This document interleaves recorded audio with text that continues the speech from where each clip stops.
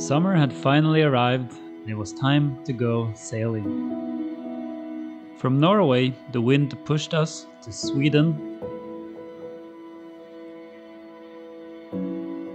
and Denmark and back again. We sailed in the ocean, walked in a desert, had good food on board,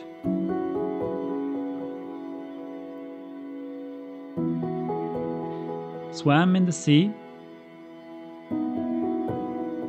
battled with the weather and tried to not get seasick. We dodged fishing nets and rocks, and we enjoyed every single moment. I look forward to sharing this sailing odyssey with you.